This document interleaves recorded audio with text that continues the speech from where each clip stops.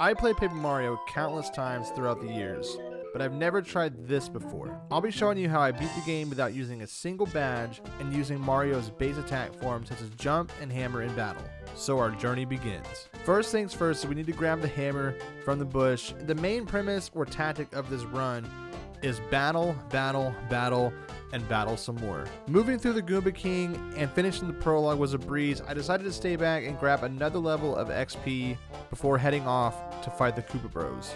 I knew coming into this challenge I was going to need items and be stronger than my opponents in health and in flower power to compensate for the loss of attack power I had with Mario's base attacks. Now there's not much to talk about in terms of chapters 1 through 4 as the difficulty hadn't shown itself yet, so I won't go into too much detail. I will say that for each chapter I aimed for at least 2 level gains in XP to keep up with the difficulty rise for each chapter. With that out of the way, let's move straight on to chapter 5 where things became a lot more difficult. This is where we grab the last hammer upgrade in Mount Lava Lava. It is imperative that you have Sushi Ultra Rank to have her Tidal Wave ability ready for Lava Piranha's second phase. Also, please do not forget the Snowman Doll, as without Ice Power and Fire Shield, this boss really took some damage. 13 damage total per turn without any dodge counters, which are sometimes really hard to time correctly. Without the use of Sushi's water block, I for sure would have died here, which would have been my first death of the challenge, but thankfully that didn't happen. Sushi came in super clutch and allowed me to use my healing items while taking minimal damage while she hacked away at phase 1 with her squirt ability, which quickly took this boss down. Luckily, I went back and got the Snowman Dolls, which completely incapacitates these enemies for a few turns. After that, phase 2 is just a rinse and repeat until you defeat Lava Piranha. Flower Fields has got to be one of my least favorite of the chapters due to the excessive back and forth nature of the chapter itself, but nonetheless, we grabbed the bean. I lost the gem and jelly to the case of the spam fingers. I mean, you could have just given it back, like, bruh. We got the soil, we got the miracle water, grabbed Lackluster, and took the cloud machine down. And on to Huff and Puff we went. The only tactic I had for Huff and Puff was to use Bo's Fan Smack and utilize Scholar's attack as much as possible. What made this boss fight difficult was his ability to heal himself. After all my star power was gone, I had a genius plan. This is big brain time. I'll use a Thunder Shock for a Thundercloud.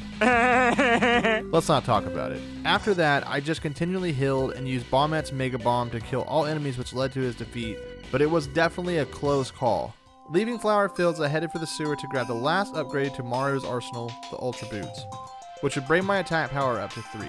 After that, I headed to Shiver City and Starborn Valley to obtain the bucket and the scarf to gain access to Crystal Palace, where I obtained my last level up that I needed for full health and flower power. Make sure to grab Shooting Stars and the Ultra Shrooms for this battle so you avoid using all the star power early on in the fight. Crystal King is fairly straightforward fight. Use Shooting Stars first phase, second phase, same tactic with your Shooting Stars or Star Power to get 100% hit rate. And then use Bombat's Mega Bomb ability until you defeat him. The toughest thing about this battle was the ability to freeze Mario for 2 turns and taking a considerable amount of damage, as well as being able to heal himself continuously throughout the battle. This was a close one, leaving only 2 HP left, but I had a live stream in the bag for good measures. Now that we gathered all Star Spirits, it was now time to make our way to Star Haven and onto Bowser's Castle for the Star Showdown. Moving into Bowser's Castle, this was going to be the true test to see if this was possible.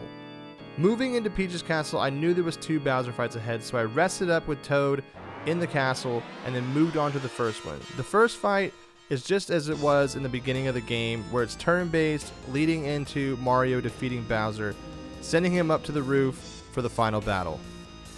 Walking into the final fight, I was not feeling confident at all. I didn't grab what I thought was necessary, and I didn't want to make a trip back to Toad Town. From what I remember, this has always been a pretty hefty battle, taking a ton of damage and Bowser's healing abilities making it super tough. However, this time, I seem to have found a way around Bowser healing himself at all, which significantly lowered the battle time by keeping my health lower than 10 HP and using my live streams to keep myself there. It never triggered his heal phase. So after learning this, I endlessly attacked with whatever was in my arsenal: Scholar, Hammer, Bombette, Bomb Attack, dwindling Bowser to defeat, obtaining the Star Rod. Finally, the game was over. The stars surround Peach's Castle to save it from the explosion and lower us back to a peaceful Toad Town, where we conclude our story where we started, at Mario's house, with Peach by his side.